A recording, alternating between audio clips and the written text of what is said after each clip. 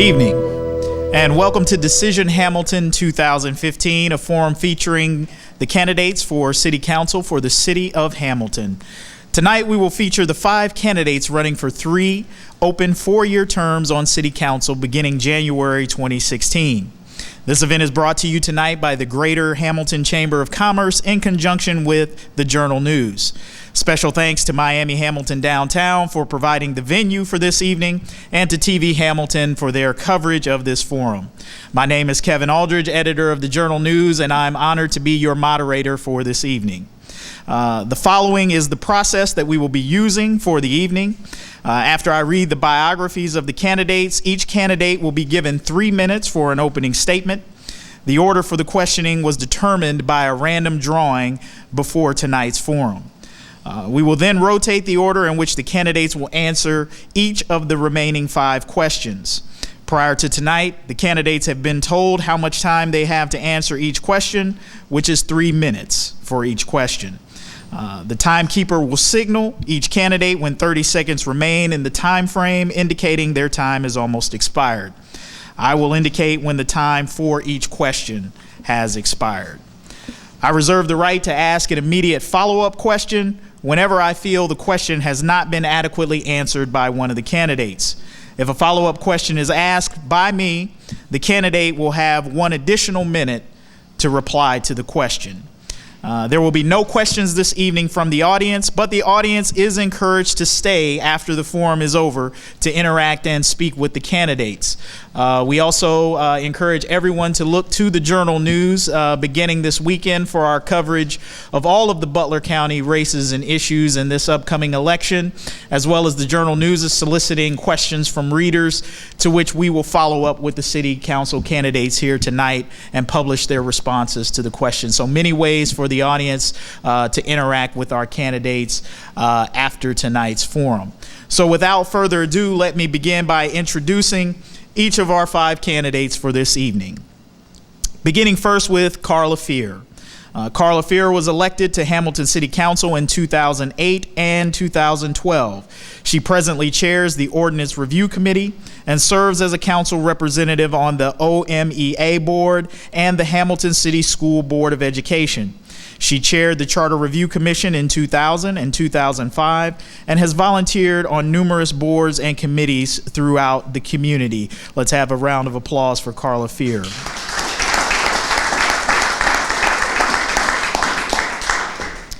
Our next candidate is Archie Johnson. Archie Johnson is presently serving on City Council. He is a lifetime resident of Hamilton, graduate of Hamilton High class of 1981, and also a graduate of Miami Hamilton.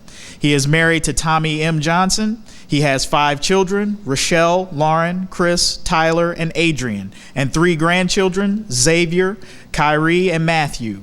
He is employed by the Free Store Food Bank. Let's have a round of applause for Archie Johnson. Our next candidate is Kathleen Klink. Kathleen Klink is presently serving on City Council. She is a graduate of Hamilton Taft, Miami University, and the University of Virginia. She chairs the Sense of Place 17 Strong Committee. Her career has been as a teacher, counselor, high school administrator, and superintendent. She has held leadership roles in numerous community boards, organizations, and commissions. Let's have a warm welcome for Kathy Klink. Our next candidate is Delbert Price. Delbert Price is 68 years old, married, and together have 2 children, 7 grandchildren, 13 great-grandchildren, and 2 great-great-grandchildren. He is retired as an international union representative for AFSCME after over 30 years of service. He is a graduate of Youngstown State University with a degree in accounting. Let's welcome Delbert Price. And last but certainly not least, we have Matthew Von Stein. Matthew Von Stein has been a Hamilton resident for 25 years. He is a graduate of Stephen T. Baden High School, 1996. He graduated from Xavier University in 2011. He has been an IBEW local electrician for 19 years and an IBEW president for 9 years. He resides on Hamilton's West Side. Let's give a warm round of applause to Matthew Von Stein.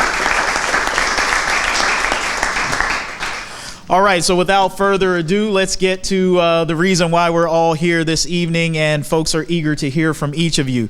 So as I mentioned in the opening statement, we will begin with an opening statement from each candidate, beginning with the person who drew the first ticket in our random drawing, and we will begin with Carla Fear. She will give us our first opening statement of 3 minutes.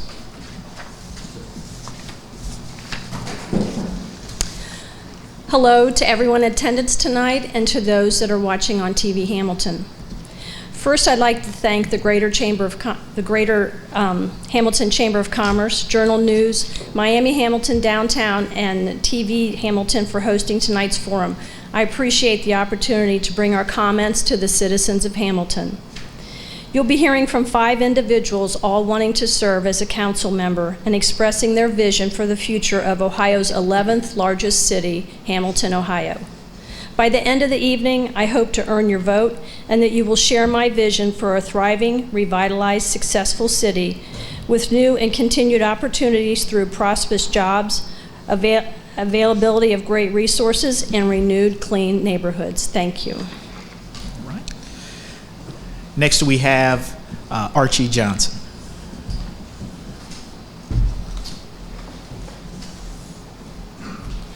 Good evening.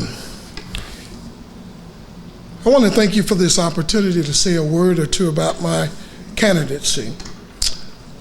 I am excited about this year's election and the energy that it is bringing, giving our residents the opportunity to select from a pool of able and capable candidates for the role of Hamilton City Council.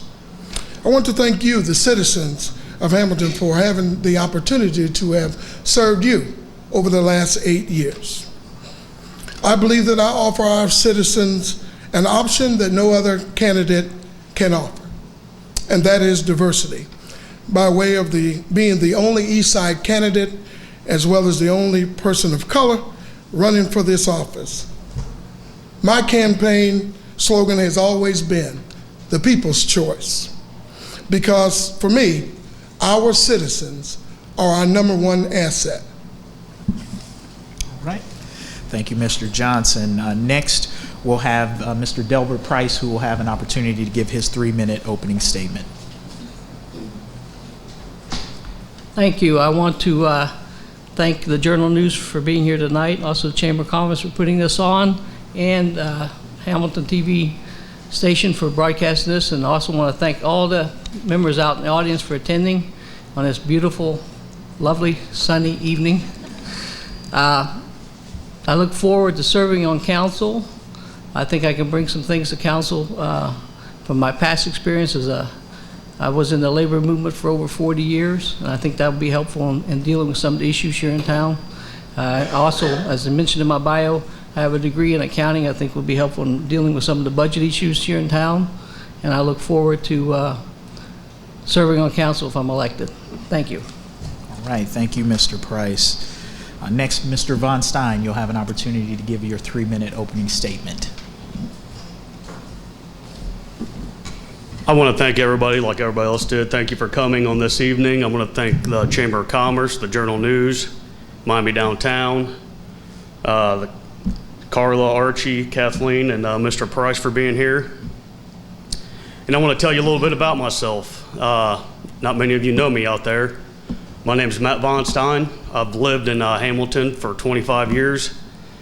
I lived in Lindenwold for 19 years, so I'm also a voice for the East Side. I still have family that lives there. I have friends who live there.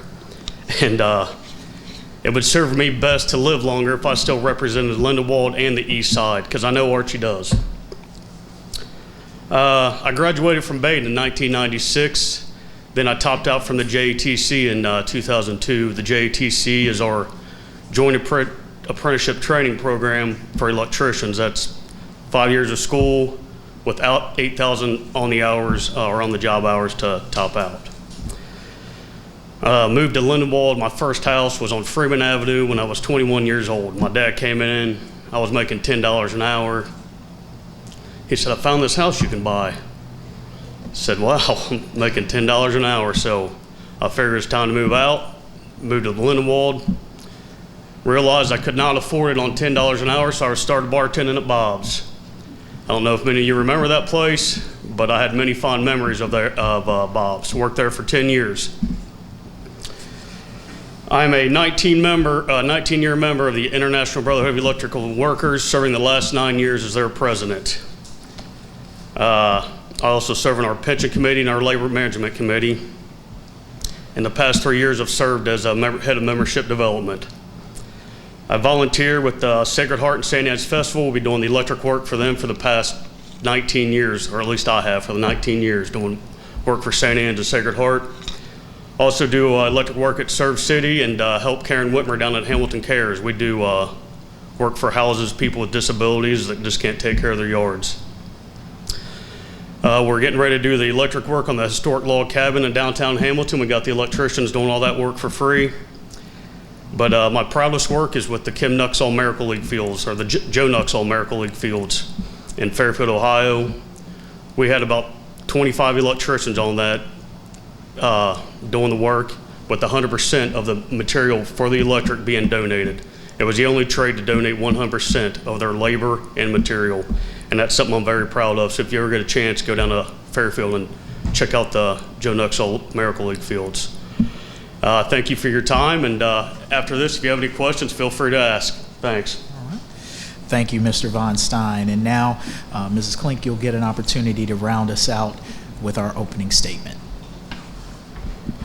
I said maybe I needed to bring a step ladder, but I'll do the best to see everybody out there. I hope you can see me. I am Kathy Klink, a 6-year member of Hamilton City Council, who brings extensive leadership experience, values, honesty, directness, and integrity, focuses on what's important, gets things done, and works well with all people. Being a member of City Council is important to me because I'm committed to doing whatever I can in a leadership role to help Hamilton move forward. I know what Hamilton used to be. I was born here, I grew up on Milliken Street, then my parents moved to Southern Hills Boulevard, and then they moved to Oakmont Drive. So I've seen what we were about in the late 40s, the 50s, and the 60s. And I also understand the challenges that face us today. I know the value of collaboration, a prepared workforce, and the continued implementation of our strategic plan to provide direction and accountability. Thank you. Thank you, Mrs. Klink.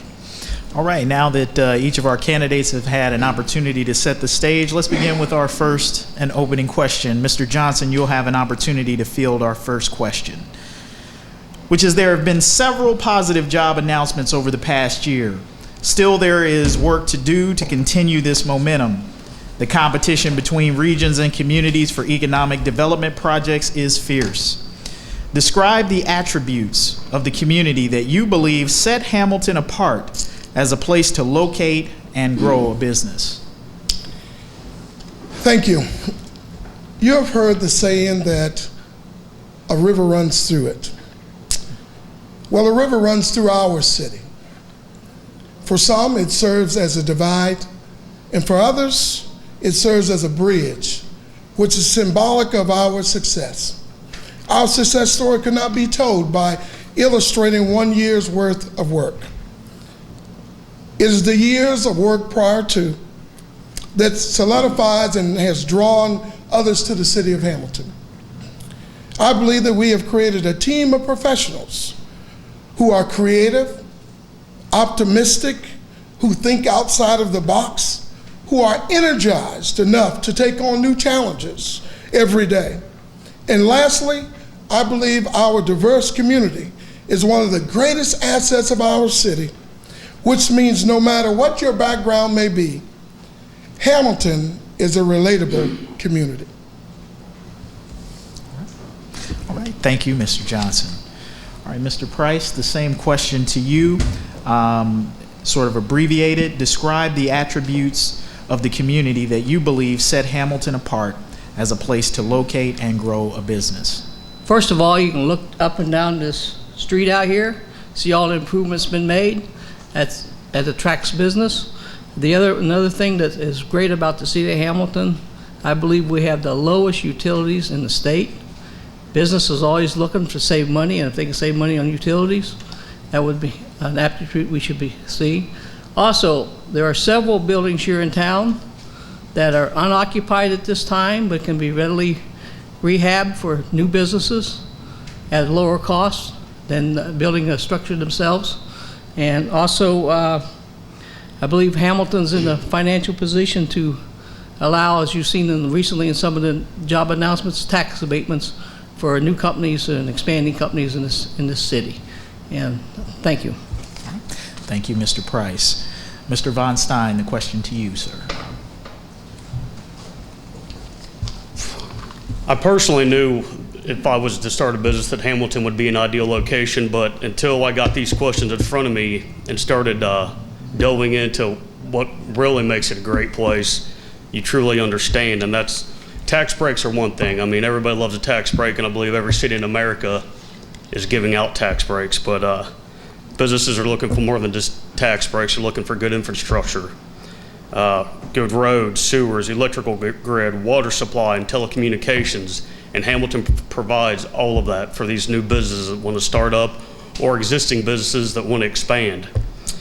We're doing a lot of works with the street. We got the High Street renovation. We got on the west side over by Marsh, we got the Smalley Road, Millville intersection changed with future improvements on High Street, and the High Street Martin Luther King intersection, South Hamilton Crossing, which gives us much needed access to University Boulevard and Miami University of Hamilton.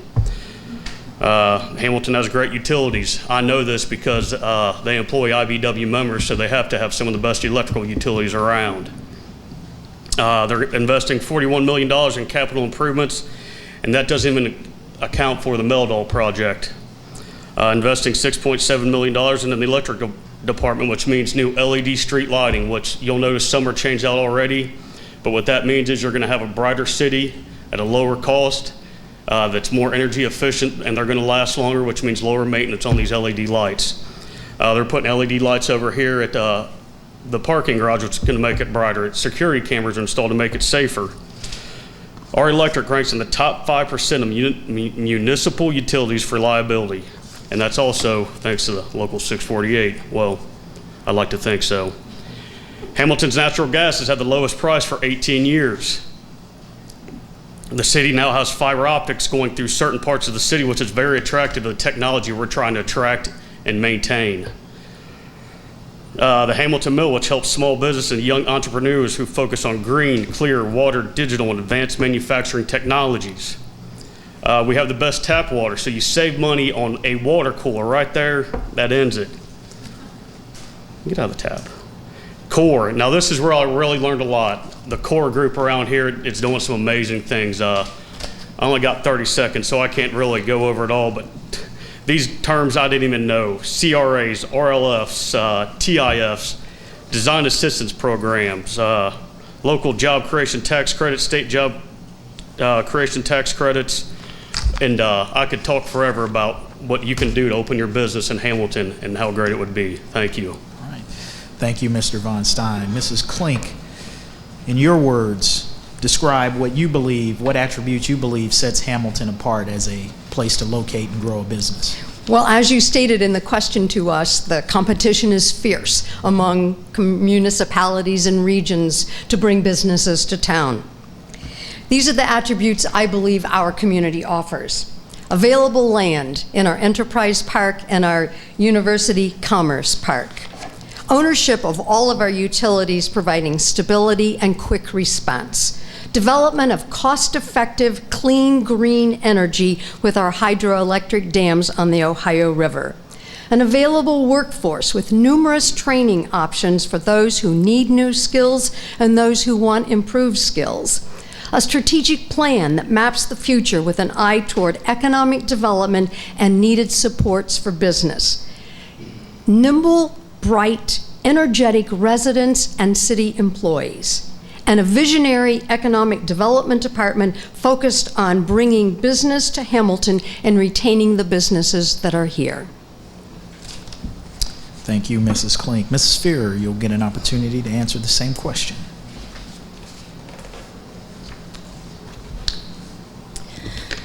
We have several tangible amenities here that you can't deny. We have our own utilities, which includes fiber optics, vast technology potential. We have the best water, as Matt pointed out. I had to write that down because I forgot that. We have a downtown that's becoming a hub for activity and for entertainment. We have 6 separate business districts that are ready for any startup business. And with the completion of South Hamilton Crossing, we'll have 60 acres of land primed for development at University Commerce Park. But the characteristic that I think sets us most apart is our administration, our team, our staff that comes together and works together to be able to promote this city. The city has sent a clear message that our community is open for business every day in every way. At a time when most municipalities were struggling with the reduction of state funds, the City of Hamilton used that as an opportunity to develop new ideas and incentives to spur economic growth. A new Hamilton has emerged, one with a more stable management, better integrity, and a stronger customer focus, a much better organization. All right, thank you, Mrs. Fear. All right, our next question, Mr. Price, you'll have an opportunity to field this question first. Like many older communities, many of Hamilton's streets are in need of repair or replacement. How would you propose to develop a long-term plan for street repair and replacement? And please, specific solutions. First of all, I think if anybody's driven around town here, you'll find a lot of streets are in dire need to be repaired or replaced. And I think in order to us to come up with a plan to do that, we have to do a comprehensive study of all the streets here in town, come up with a schedule, probably I would like to see 5 years, but more likely 10 years based on available money to replace and repair all the streets here in town. I would look to the state and the federal government for any possible funds they might have available for such projects as that. And a lot of people don't like to hear this, but I'd be willing to back an income tax increase of like 0.25% strictly for street repairs, and or property tax levy on the ballot. That's how I would come up with the money to pay for the repairs. Thank you. Thank you, Mr. Price. Mr. Von Stein. I gotta admit, this question almost made me cry when I read it when you guys distribute this through email. It's not an easy fix, and not knowing the books and the records, what Hamilton does, and only doing research on other cities, it's a problem that a lot of cities are facing. Middletown's facing the same thing right now, and all I can do is kind of base Middletown and Hamilton together, put them in the same basket. And it just came out to $162 million to reconstruct, repair, and improve Middletown's crumbling roads. So I did that same cost for here. That is a cost of $2,600 for every man, woman, and child in Hamilton right now. That's a lot of money, but it's something that can be fixed. Other cities that are facing this, Dallas, Texas, $900 million. They'd have to increase taxes 125% to meet the needs to fix the roads. Palm Beach, Florida, $162 million.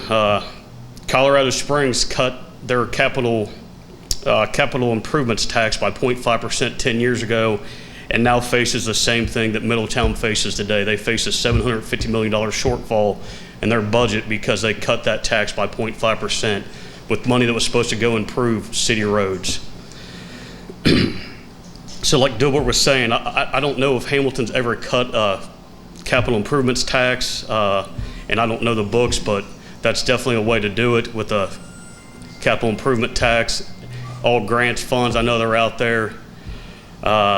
I know a lot of different cities have a lot of different solutions implementing 10-year plans, like Northville, Michigan, Arlington, Ohio, and New Haven, Connecticut. They have 10-year plans where they do the main corridors, the main arteries, then go to the side streets so they're busy, and then branch off from there. So then every 10 years, they're basically repaving that city. I know that's not something Hamilton can do.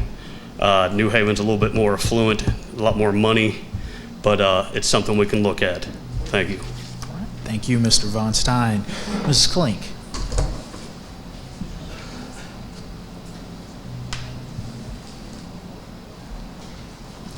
Well, it's obvious to everyone in this room that our streets need major repair.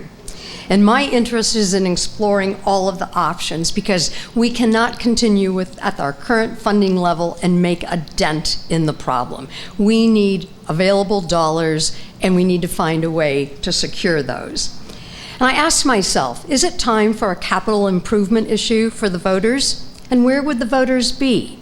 We have a bit of a sneak preview because of the survey that was done this past spring, summer, and voters were asked, would you support a levy, a tax issue for resurfacing streets? And 85% of the respondents said yes, they would.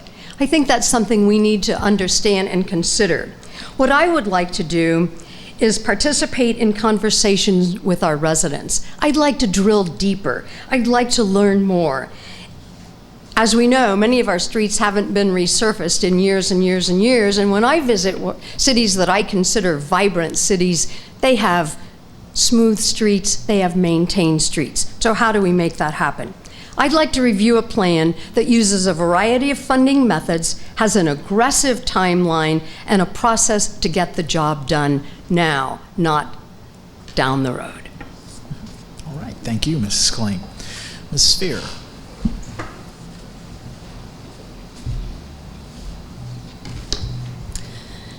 Hamilton is a mature community that is in definite need of street repair. This is something that has been discussed since I've been on council. But a long-term plan comes down to identifying a sole source of revenue that is dedicated just to street repair. Until we have that, we will have to continue with what we do. Typically, the city spends $2 to $2.5 million annually on street repair, with about $1 million of that coming from Ohio Public Works Commission grant and around $100,000 from Community Development Block Grant, which is used to assist qualified owners, occupied properties with the sidewalk and curb assessments. Consultants were hired to inspect all the city streets and rate them according to a Pavement Condition Index, PCI. Based on that index, a tentative list of streets to be considered is prepared 2 years in advance. Another consideration in determining what streets may be included is to coordinate a replacement of water mains and sanitary sewers due to the aging infrastructure in many of the streets. In 2009, it was estimated that out of the 254 city center line miles, 165 miles needed to be repaired based on the PCI rating, which would cost over $1 million. Rest assured, city administration and council are constantly looking for extra revenue to be able to increase this. We have talked about having a levy. It is something that we are considering. We weigh that very carefully because we know that it could be a burden on the citizens. But I do want everyone to know that it is something that we too are painfully aware of and want to take care of it as well. Thank you. Thank you, Mrs. Spear. Mr. Johnson.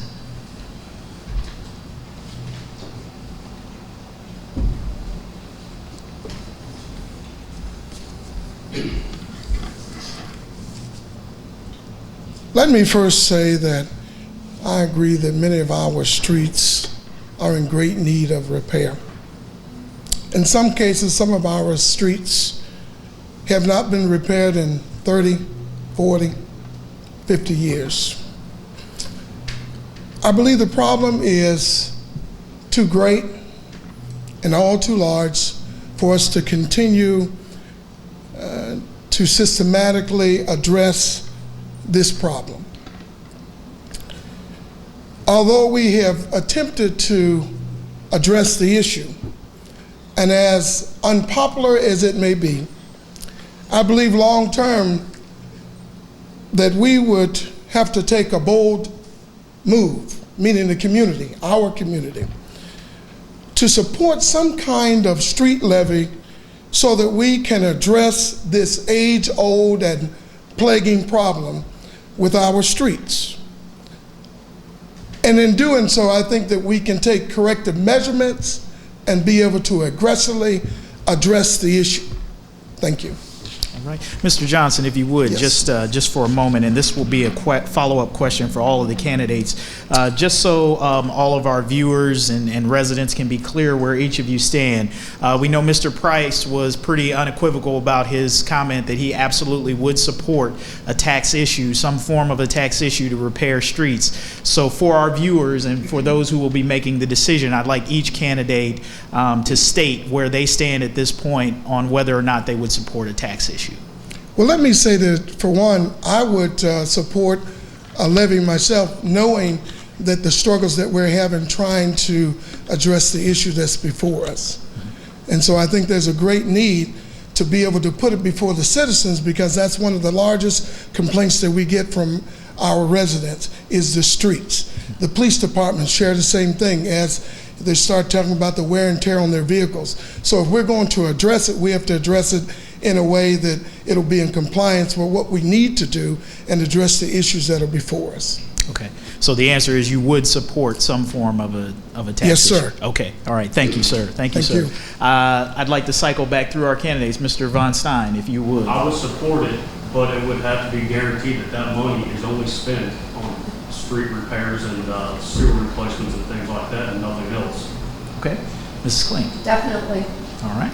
Ms. Field. I would support that, yes. All right, very good, very good. I think on an important issue like that, we want to make sure that our readers understand or our viewers understand exactly where the candidates stand on that particular issue. All right, very good. We will move on, and Mr. Von Stein, you'll get an opportunity to field our next question, which is to make conditions most favorable for business, describe 1 to 2 specific actions that you believe need attention, and how would you assist in making these actions happen? I have one, and that's skilled and trained employees.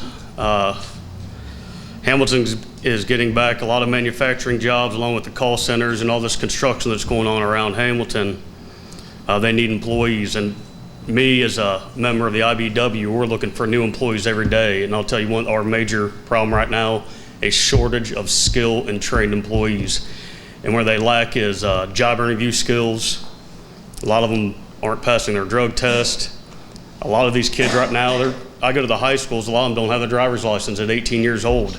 We have electricians that are 19 and apprentices that don't have their driver's license right now. We need to identify these people that can work and help them with the job interview process. A lot of the people applying for jobs have never been through a job interview. I, in fact, have only been through one, and that was when I was 18, joining the apprenticeship. So I'd probably be nervous right now to go in front of another job interview. I go into high schools weekly. I go into Hamilton, Baden, Lakota, all over Warren and Butler County and speak to these kids about the job opportunities outside of college. There's many job opportunities out there. AK Steel is having problems filling jobs, and I know that's in Middletown, but it resolutes here too that they were having a problem filling jobs that start off at $55,000 a year, and within 4 years you'd be making $70,000 a year, and they could not fill those jobs. I know that we've had some local employers that have had problems finding skilled people to fill their jobs too. So I believe we need to train our labor force better in Hamilton. We need to get out and reach these younger kids and do mock interviews, show them an aptitude test. That's also where we lack. They can't pass a basic aptitude test. We used to have 140 electricians apply out there right now out at our hall. We now have 40.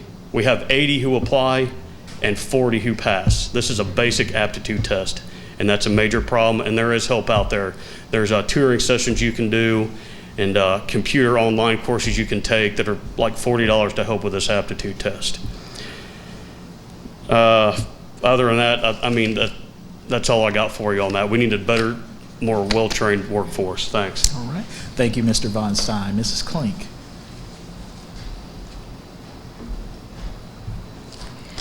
For starters, I think it's important to keep in mind that council develops policy. Council does not run the city, our city manager does that. And for the last 5 years, our city manager has addressed conditions to make the city favorable to business. A couple of examples would be responsive and user-friendly city departments, funding for the South Hamilton crossing to open it up to University Park, and a strategic plan that specifically addresses businesses. Having said all of that, however, I agree with Mr. Von Stein. We need to address the development of a skilled workforce. And I think we need to continue to review the processes to streamline, reduce, and eliminate any regulations that impede business.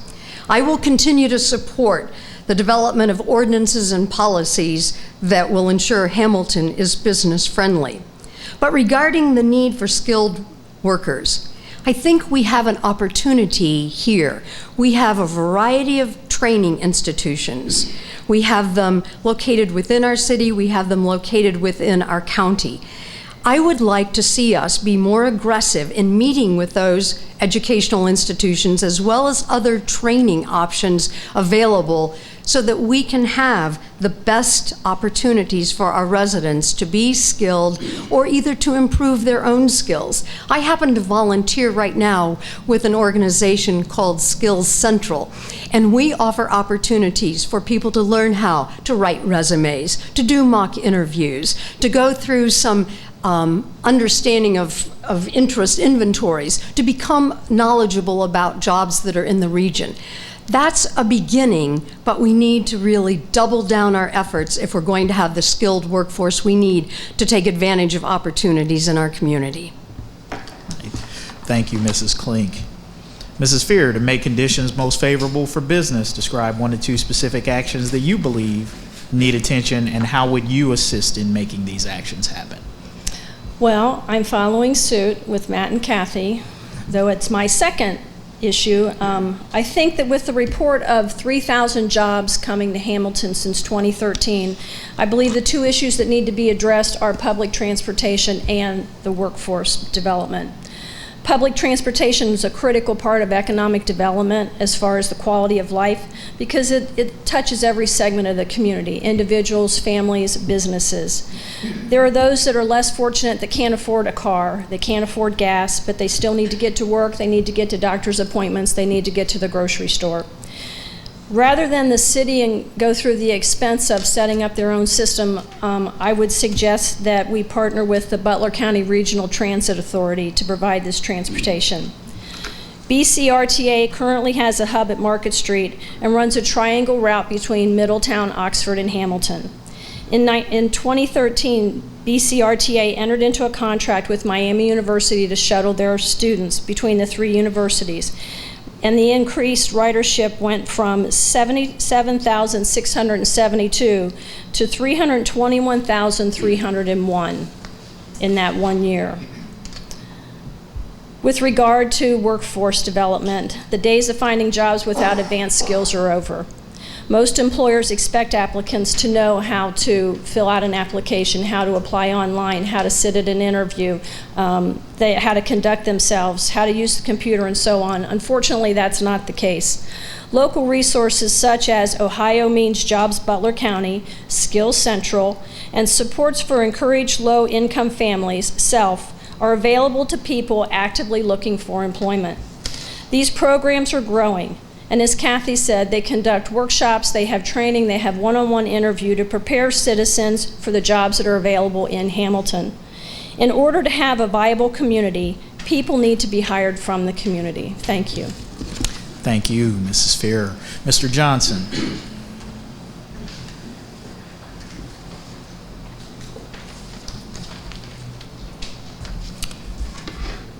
Let me say that it's my belief that we have already begun the process by way of upgrading and changing the appearance of the East High Corridor and our downtown with the assistance and partnership of the Core Fund and its members. I believe we have created opportunities for our citizens, new and young entrepreneurs to encourage them to start their own businesses by providing training and assistance through our Hamilton Mill offices that we are now utilizing in our old city building. And I think that's where we need to be. We need to recreate some folk in our own community. And so those things are in place, and you can look down the street as you head towards Route 4 and see that we're committed to developing a place where people want to invest and to do business. All right. Thank you, Mr. Johnson. All right, Mr. Price, round us out for this question.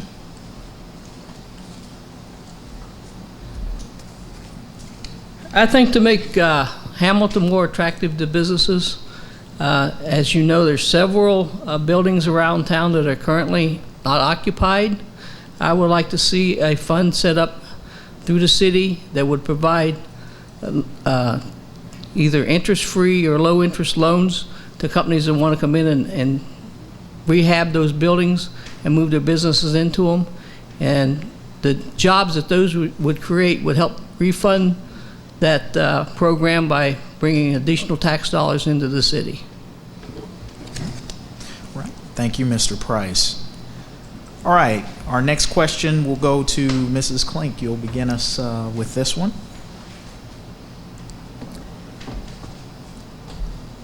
And the question is, every community has problems.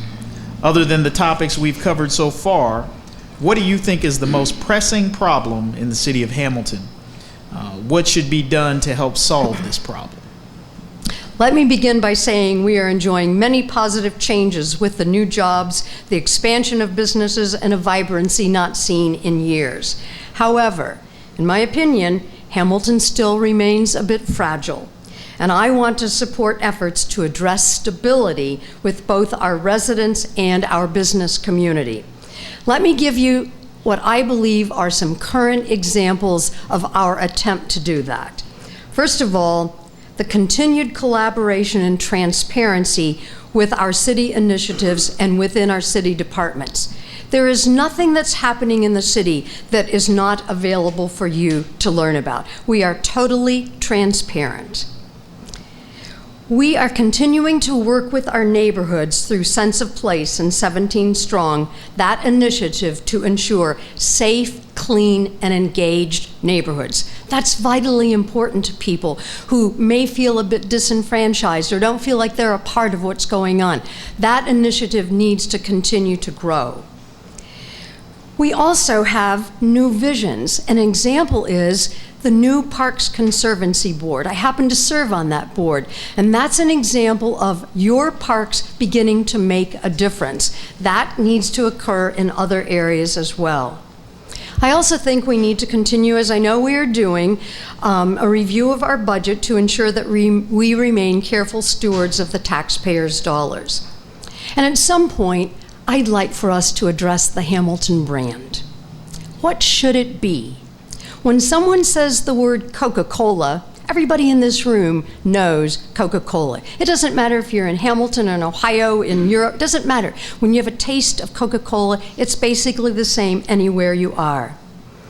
When someone says Hamilton, Ohio, I venture to say there are a variety of reactions to that phrase.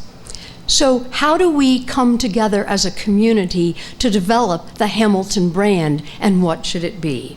So basically, for me, it's addressing stability with our residents and our business community, and that requires partnerships, collaboration, and a vision going forward. And I invite everybody in this room to become a part of that. Thank you, Mrs. Klink. Mrs. Fearer, what do you see as the most pressing problem in the city of Hamilton, and what should be done to address that problem? I believe there's two pressing problems in the city that go hand in hand: strengthening our neighborhoods and the overall appearance of many of the areas in our city.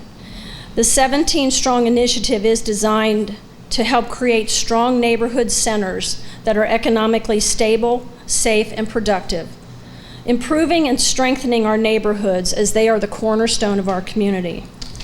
The Sense of Place Committee has worked tremendously hard at trying to reach out and connect with residents in each neighborhood to provide a framework for communication and a sense of identity in hopes that everyone will take pride in their particular corner of the city.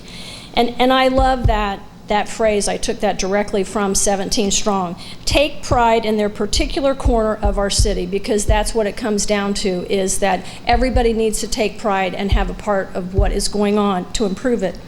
I'd encourage every citizen to go to the city website, read about 17 Strong, and get involved. In regards to a cleaner city, whether it's the appearance of a business district, empty commercial buildings, or deteriorating residential property, council must bring about change through the enforcement of ordinances as to the maintenance of such buildings, littering, and any issue that impedes the overall appearance of our city. People have to accept and tolerate a lot in life. They should not dread coming home because they don't know what's going to be next door. By reducing blight, we reduce crime, we create a clean, safe environment, and improve the quality of life, making our community more attractive for each citizen and to any outside businesses that would come to make a living. Thank you. Thank you, Mrs. Fearer. Mr. Johnson, question to you, sir. What do you see as the biggest, most pressing problem in Hamilton right now, and what do you feel needs to be done to address that issue? Let me say that I believe that we should continue our efforts of diversifying our workforce to the point that it mirrors our communities and our educational population. I believe being able to identify with someone is very important, especially if they look like you. I think it is unfortunate for us that our workforce does not mirror the global corporations in which we would love to attract. The Mahinda Voras, Vora Technology, Michael Folks, M.A. Folks Company, and Lifeways of the world. I believe that we have begun the process to respond to the challenge over the last year by way of developing a Diversity and Inclusion Commission, and to mandate that every city employee goes through sexual harassment and diversity training, so that our employees will be able to look beyond their communities and to service our community, which I think is very important when you consider that over 60% of all of our employees live outside of the city of Hamilton. Thank you, Mr. Johnson. Mr. Price, question to you.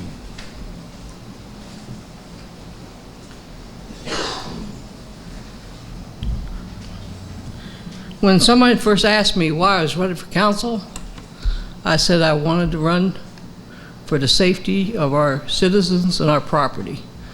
I live in Brookwood subdivision. In the last couple of days, there have been probably close to 20 cars broken into in that neighborhood. I think this has to be addressed, and we can address it by having more patrol cars out in those areas in the evening, and also, where possible, having some street lights put up. We have very reasonable utilities in this town, even if the city has to pay for the cost of those running those street lights, because criminals do not like light, they like the dark. And in order to, a lot of these people participating in these situations, break-ins, are young people. We need to find some community activities for them in the evening and keep them off the street. Thank you. All right, thank you, Mr. Price. Mr. Von Stein.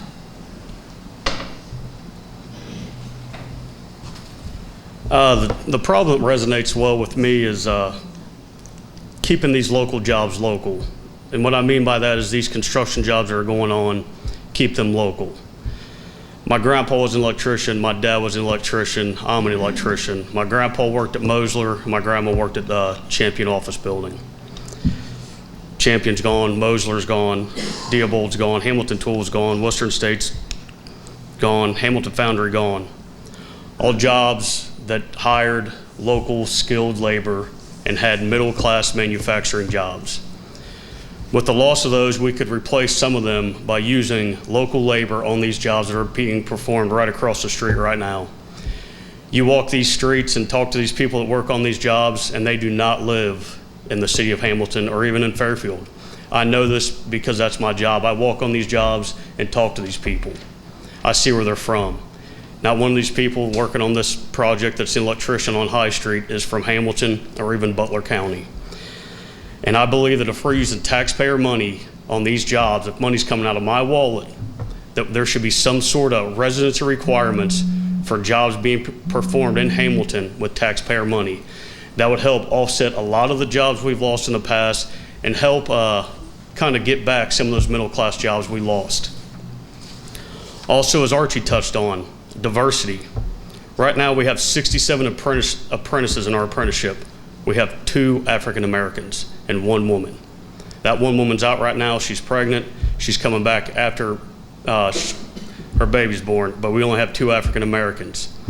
We need to reach out and make sure these people know about these jobs. I'm not sure all the citizens know about all these great jobs out there, all these high-paying jobs. More and more guidance counselors are pushing the children towards college when they can really just go to a trade school.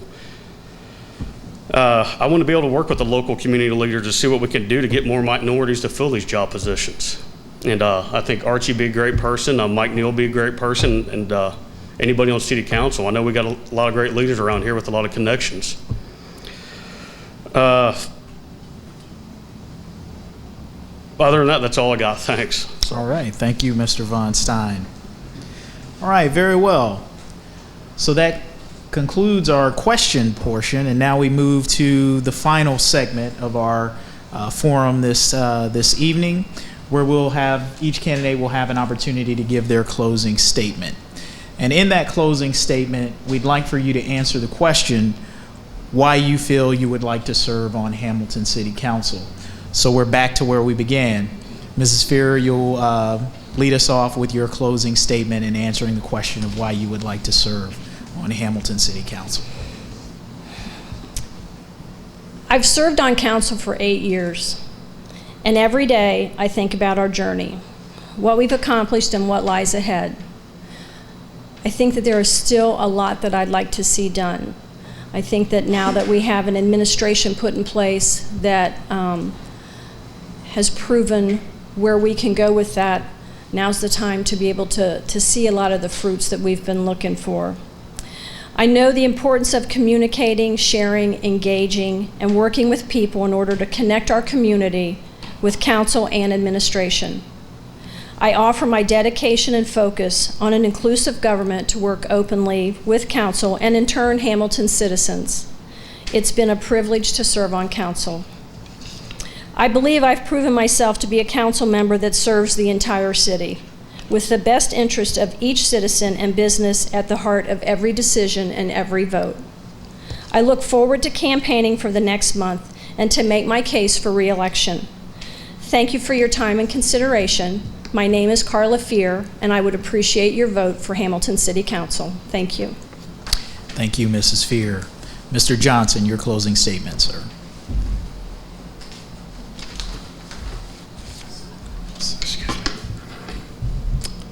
Thank you again for this opportunity to speak with you this evening.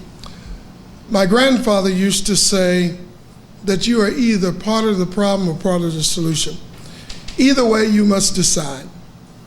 I think that over the last 8 years, I've been part of the solution, and that I've remained true to change, and that I've been willing to ask one more question, even if it was unpopular among my colleagues. What has my vote meant to the city of Hamilton over the last 8 years? My vote has helped bring the Mercantile Lofts, Star Tech, Art Space, Butler Tech, and Community First Solutions all to downtown Hamilton. My vote has supported Vora Technologies, Influx, Barclays, the reconstruction of Bypass 4, the East High Corridor, South Hamilton Crossing, and the Meldal hydroelectric power plant, which is an investment over $500 million to ensure the future of our utilities. My vote has helped us partner with Friends of the Park to help create our Hamilton Parks Conservatory, to ensure that our parks are being taken care of throughout the city. What has my vote done? It has also, and I'm glad to say, helped us to partner with the Y to ensure that the BTW Community Center would remain open and continue and be staffed with full programming. So I say to you tonight that over the last 8 years that I have given you my best. Now tonight I solicit your votes on November the 3rd that you might remember Archie Johnson when you go into the polls. Thank you, Mr. Johnson. Mr. Price, your opportunity.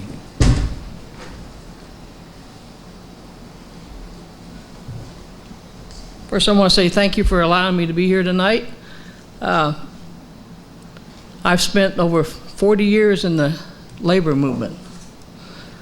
I've dealt with governments, agencies all over this country. I was an international union rep, which means when they told me to go someplace, I went. I dealt with local governments, state governments, federal governments. I've been involved in every presidential election since 1984, numerous levies, local elections, and I look forward to this campaign. This is the first time I've ran for elected office. But the main reason I got in this campaign is, as I stated earlier, to make sure that our citizens and our property remain safe. That means we must have a fully staffed police department, well-trained, a fully staffed and trained fire department, maintain our streets. The police complain all the time about their vehicles not being breaking down because of streets needing repairs. So on November the 3rd, I ask you to vote for Delbert Price, and look forward to serving the citizens of Hamilton. Thank you. Thank you, Mr. Price. Mr. Von Stein, your closing statement.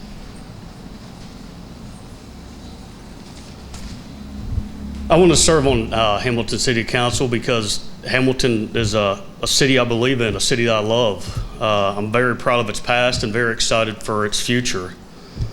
It's a place I've called home for a majority of my life, and a place I'll call home probably for the rest of it. I have family lives here, my in-laws, sister, dad, grandparents, a lot of family and friends that live in Hamilton. And I want to be able to make a difference in the city.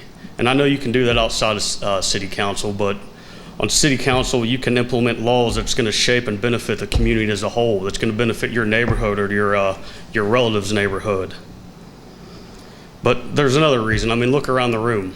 I want to be able to represent a different demographic of people, and I'm that younger demographic. No offense to anybody that's serving on council right now. It's the average age of a Hamilton resident right now hovers around 36 years old, and I hover a little bit above that. I'll admit it, I'm 38, but I want to represent those people. I'm the demographic that the advertisers are targeting.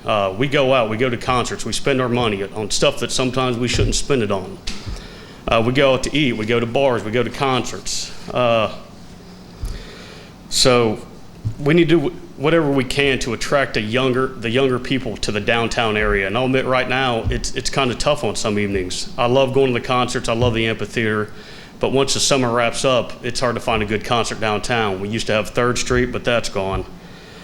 And I mean by 3rd Street Tap and Grill is what I mean, or Easy's. I'm also able to make tough decisions. I've been an IBW president for 9 years, and I've sat in front of some electricians that have been immensely mad at me over decisions I've made, and I've also sat on our pension committee for the past 6 years. And you guys all know about the economy, so we've had to make some very tough decisions on our pension committee, some that have affected my dad, and it affected our relationship for a couple of weeks. We didn't speak over decisions we had to make over health care and pension reform. But it was decisions I was willing to make because I knew it would benefit all my members as a whole. And that's what I'm going to do with the Hamilton City Council, is make decisions that try to benefit everybody and make Hamilton better. I would appreciate your vote in November, and I want to thank you for your time. Thank you, Mr. Von Stein. And last but not least, Mrs. Klink, your closing statement. It's awkward getting out of that chair. For the last 6 years, I've served Hamilton as a city councilwoman, committed to doing whatever I can in a leadership role to support Hamilton moving forward. That's not going to change. That's who I am, and that's what I want to continue to do. As I said to you earlier when we had our beginning statements, I know what Hamilton used to be, and I know what Hamilton is today, and I know what Hamilton can become. The value of collaboration, a prepared workforce, the implementation of our strategic plan to provide direction, those are incredibly important to us as we do move forward. I also want to continue to celebrate the cultural enrichment that is in Hamilton, and I want to be sure that citizens get involved. As Carla mentioned, the 17-strong Sense of Place Committee is beginning to make a difference as we invite people to become involved in their respective neighborhoods. That just needs to continue to grow.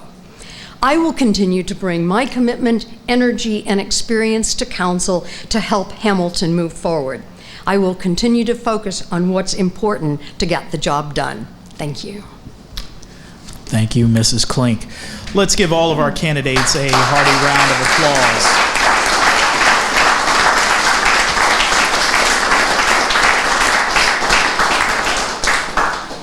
I would like to personally commend each and every one of you for your stamina, your enthusiasm this evening, and for taking the time to thoughtfully prepare for tonight and offer your answers. I believe that the voters of Hamilton got a glimpse into some faces that might not be familiar to them, and they also got to hear from some familiar voices and where you guys look to want to continue to try to lead the city into the future. This will conclude Decision Hamilton 2015. I would encourage all of our viewers, take into account what you've heard tonight. Continue to challenge these candidates, engage them, but most importantly, make sure that you're informed when you go to the polls in November. Also, keep an eye out on the Journal News for more coverage of Hamilton City Council and the rest of Butler County issues. On behalf of the Greater Hamilton Chamber of Commerce, the Journal News, Miami Hamilton Downtown, and TV Middletown, we want to thank you for joining us this evening, and we'll see you at the polls.